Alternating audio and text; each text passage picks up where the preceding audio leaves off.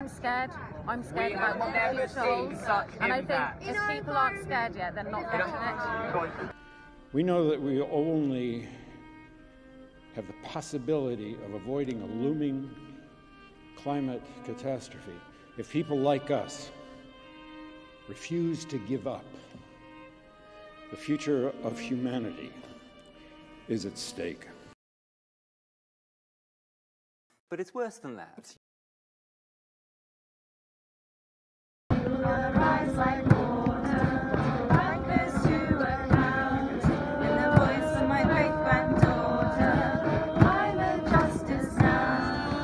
The fact of the matter is, we're facing mass starvation in the next 10 years, social collapse, and the possible extinction of the human race. It couldn't be worse.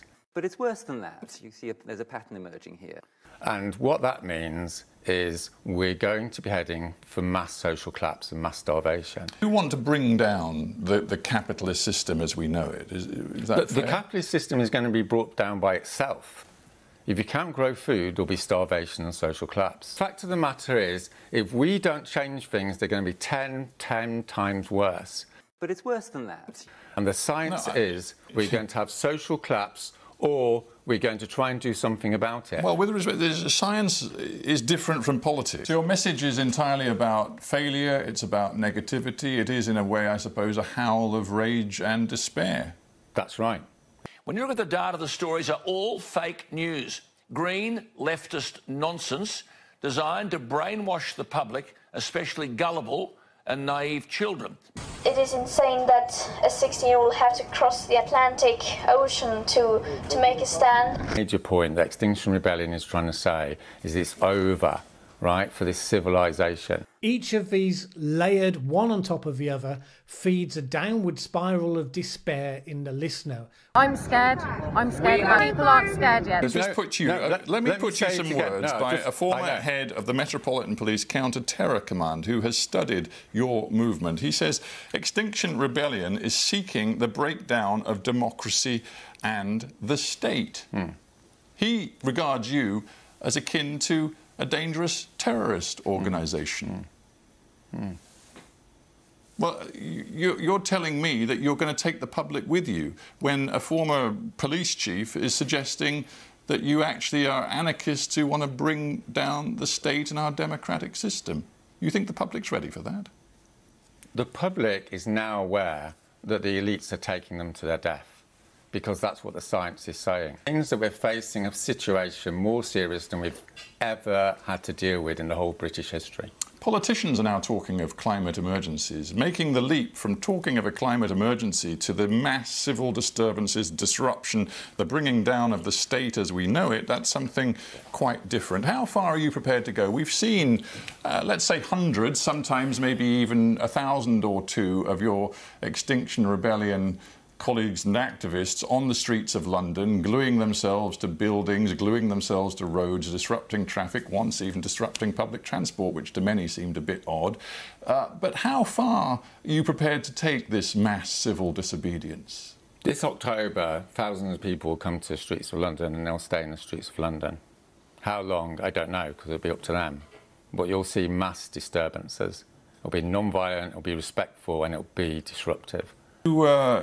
You're carefully manipulating this, aren't you? You said people will see in the evening news 10-year-olds and grannies getting dragged off by the police. I believe you've made a particular point at Extinction Rebellion of teaching sort of civil disobedience methods to young people, including school children. Well, you want them on the front lines. Why do you think school children and grannies are getting involved in putting themselves in harm's way to get arrested? Why do you think that's happening? Well, I'm asking you why you're encouraging them to put themselves in harm's way. I'm not encouraging anyone. Okay, what I'm involved in doing. You are actually encouraging them. You're actually mentoring children If grannies turn up to a meeting, are in tears about what's happening to their grandchildren, it's not what I'm doing that makes them sit down on the road. It's the same with teenagers. Teenagers are shitting themselves about what's happening for the future. I mean, that's 6 billion people that have died from starvation or been slaughtered in war. died from a starvation, slaughtered in starvation or been slaughtered in. People aren't scared yet. And journalists are not emotionally connecting with what's happening. I'm talking about the slaughter, death and starvation of 6 billion people this century. That's what the science predicts. That's the trajectory we're on. And that requires absolutely desperate measures to stop it. And it's going to be painful. Well, do you think so many people, even inside Extinction Rebellion, think that you have gone too far? When you recently said you wanted to put drones up around Heathrow to ensure that Heathrow Airport was closed down, there were people inside your own organisation who said, hang on a minute, that is not what we are about. You have to consider strategy in a way that you're not doing. The fact of the matter is, with the aviation industry and the whole carbon economy, all this activity is bringing us to destruction. He said threatening to fly drones into a busy airspace is a departure from the ethics of non-violence. It threatens people, puts people at risk. He said, I believe if this is permitted to go ahead, we'll lose the goodwill of the public. Why do you persist with this? Because we're facing mass starvation. Why are you staying here right now on the road outside Goldman Sachs? Well, I don't like them. And I believe it'll have a deeper impact. I'm scared. I'm scared about what the future. Not content with blocking the roads, protesters also glued themselves to London, gluing themselves to their own boat, gluing themselves to a train, gluing themselves to a train, gluing themselves to a train. This is what's coming down the road, and if the elites don't respond to non-violent action, then you know what's going to come next. Is people other than Extinction Rebellion will use violence. That's what's coming down the road. An agenda of technocratic control, micromanagement of our daily lives, and, ultimately, the elimination of the cannon fodder from the gene pool, is in fact in their own best interest. The oligarchs, shielded behind their smokescreen of sustainable development and post-carbon economy, are closer than ever before to achieving their true goal of total control. The technocrats had sketched the outlines of a completely ordered and controlled society, one in which energy is the fundamental measure of value and all consumption and production is meticulously analyzed by a central authority. Technocracy Inc. still exists to this day, but the language and thinking of the technocrats has, like eugenics, undergone a metamorphosis. And, also like eugenics, the name may have faded into obscurity, but the idea lives on in the hands of the oligarchs. Would you live in a greener lifestyle if you could make money from it? That may be possible if a government proposal for personal carbon emissions allowances is implemented under the scheme. Everyone in the UK would be allocated an annual carbon allowance. Stored electronically, rather like a supermarket loyalty card, points would be deducted every time we buy or use non-renewable energy. For example, using electricity to power appliances in the home. Or travelling somewhere by plane. Or even buying petrol for your car on the forecourt. Now, any points left over could then be sold back to a central bank. Are you still with us? And people who need more, like motorists who had used their allocations, could then pay for a top-up. So there's a lot of overlaps between the people who were actually out there funding genocide and the people who had ideas about culling the population and population control and sterilizing people. And these ideas go on and permeate society to this day. As American Eugenics Society co-founder Frederick Osborne wrote, eugenic goals are most likely to be attained under a name other than eugenics. Further fuel for cynicism came when footage emerged of the police dancing with protesters and taking advantage of the newly erected skate park on Waterloo Bridge. This isn't a protest. This is just now how the woke establishment negotiates with itself. Having disrupted over 500,000 people's commute to work and costing business £12 million, the public's patience with Extinction Rebellion eventually ran out. Because these are trying to go about their everyday lives and you're chaos. Well, fucking move out the way then. Let people go to work and earn their money. It's not necessary. This is not going to stop climate change. It won't stop. I mean, this is ridiculous. You guys have made a mess in Hyde Park. You see the mess you guys have made and left? What a genuine reaction. Ah! Ah! What a genuine reaction. She's a 16-year-old girl, she's not a glass of fucking lemonade. Ah!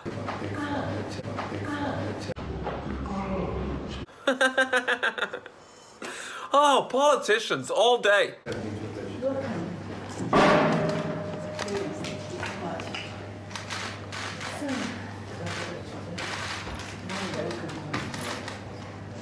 You can tell on her face, just like, I'm walking into a fucking den of wolves here. She's kind of like, They're all licking their lips. The porn is here. Listen to the fucking cameras.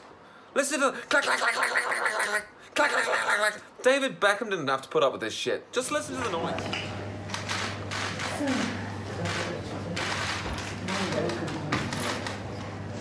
Huge welcome again, Greta, to party roundtable with all the political leaders. We don't yet have the Prime Minister, but we do have the Leader of the Opposition, Jeremy Corbyn. Did you get that one? Unfortunately, we don't have the Prime Minister, little girl. She doesn't care about little girls or puppies or polar bears. Oh no. But we do have the Leader of the Opposition, Jeremy Corbyn, and he's a socialist. So don't worry. There's not going to be many human beings around on the planet for much longer. We have an ongoing dialogue with young people. I think that all of us are really committed to trying to ensure that there's an ongoing way of being able to really make sure that all of our policies, all of our work in Parliament. All Jeremy Corbyn is doing is pointing name tags to the camera. This is my fucking problem with it. Listen, you can't even hear a word she's fucking saying because the goddamn lamestream media are... You can't even hear a word she's saying. That's how much they don't give a shit. They're more interested in the cameras, and you can tell that by listening. See if you can make out any words. Just these jerks exploiting her is all you can fucking hear.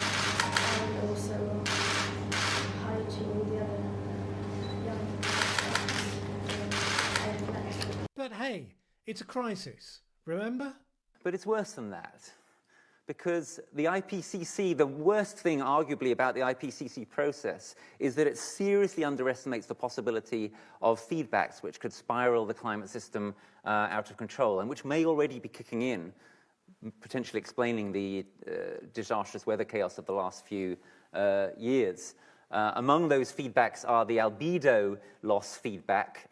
So that's the loss of ice, for instance, in the Arctic. And, you know, the less ice you have, the less heat and light gets reflected, the more gets absorbed.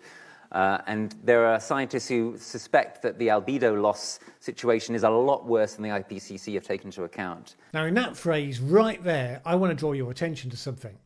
He says there are scientists who suspect that. Big flag right there. Because it's a clear admission that what he's about to say does not reflect broader scientific consensus. As the critics of climate change will be the first to point out, some scientists said decades ago we were heading for another ice age.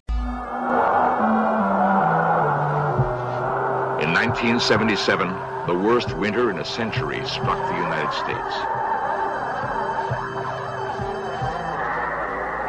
Arctic cold gripped the Midwest for weeks on end. Great blizzards paralyzed cities of the Northeast. One desperate night in Buffalo, 8 people froze to death in marooned cars. Pat Bushnell was on the road that night. Traffic just absolutely stopped. I was afraid of being stuck in the car all night long with the cold and the wind running out of gas. And then what? I think that if we had to go through a real bad winter, just like we just went through, I think we'd have to think about moving someplace else. Move where? The brutal Buffalo winter might become common all over the United States. Climate experts believe the next ice age is on its way. According to recent evidence, it could come sooner than anyone had expected. At weather stations in the far north, temperatures have been dropping for 30 years. Seacoasts long free of summer ice are now blocked year-round. According to some climatologists, within a lifetime, we might be living in the next ice age.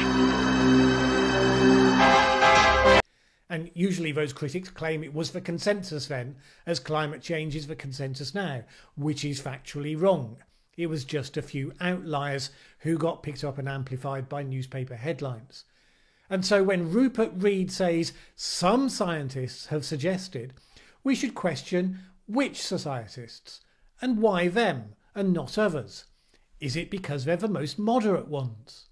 Is it because they're the ones with the most peer-reviewed papers or the most citations for the work they've done, giving them the most credibility? Or could it just be that they're the ones whose predictions push to the extremes that might be utilised to back up Rupert Read's claim that you're all going to die? I'll leave it to you to guess. Seriously, if you're worried about this, you have to ask yourself who's trying to persuade you of what and to what end. But anyway, let's look at some of the specific claims. The albedo effect is a thing, but as he tacitly admits, here it's known and taken into account by the IPCC. He quotes certain scientists who suspect that maybe they should be more. There are all sorts of people who suspect all sorts of things. It's not a strong enough evidential base to tell young people they're going to die. And most scarily of all is the situation vis-à-vis methane, which we know now is starting to be released in significant quantities, again, mostly from the Arctic, from the permafrost, etc. And, well, they call it the methane dragon, those who are in the know about this. And they call it the methane dragon for a reason. I mean, dragons are our sort of icon of something kind of terrifying, overwhelming, out of control.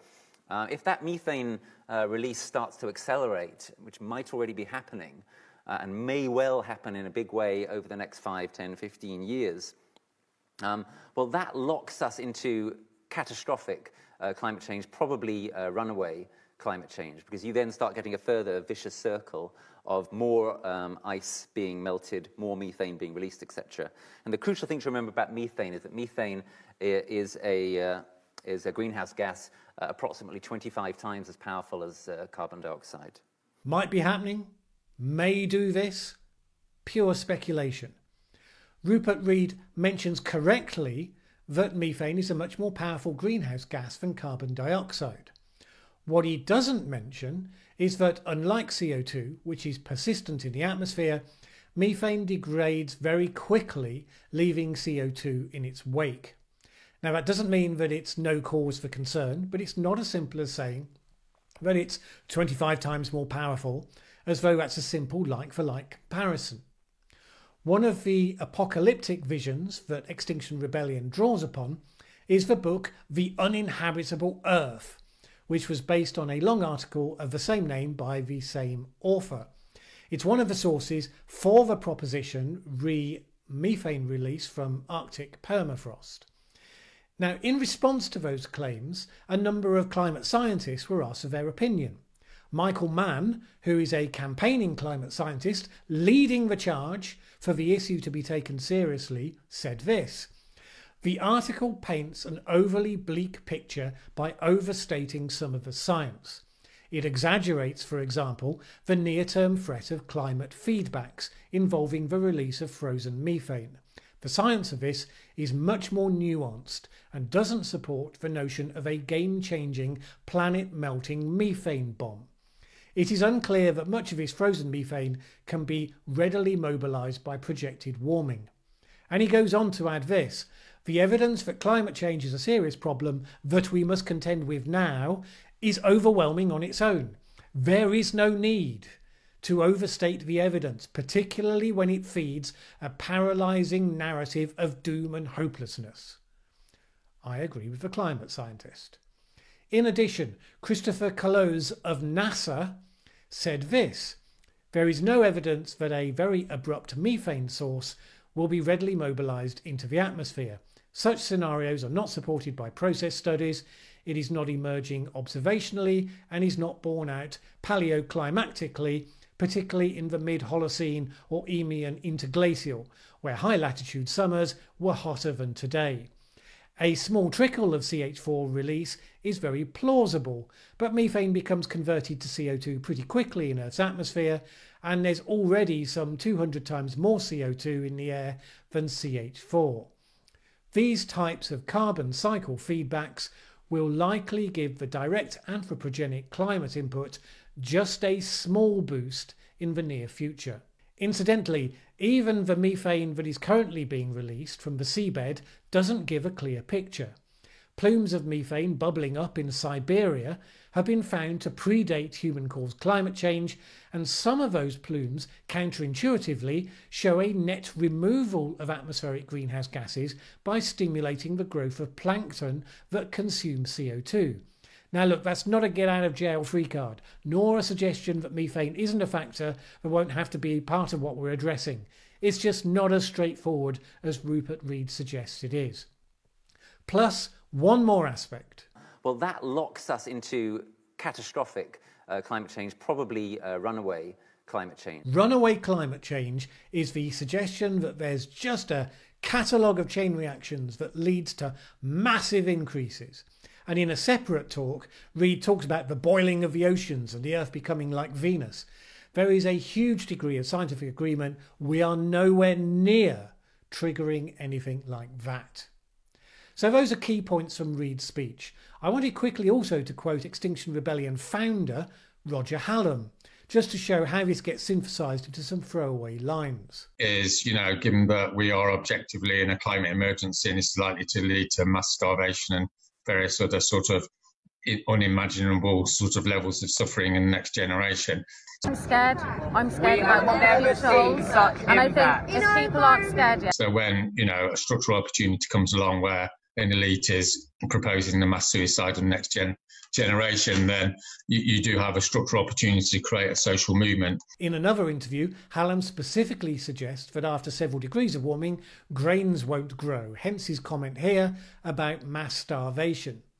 Now, none of that is supported by the mainstream science that suggests that while 2 degrees plus will reduce yields from existing crops by a relatively small amount, not taking into account the possibilities of substituting more resistant crops, nevertheless, there's no suggestion that crops won't grow. And yes, we'll see more incidences of the sorts of droughts we've seen in the past, leading to crop failures in specific locations. Those scenarios do not justify Hallam's throwaway lines here. They're not getting it.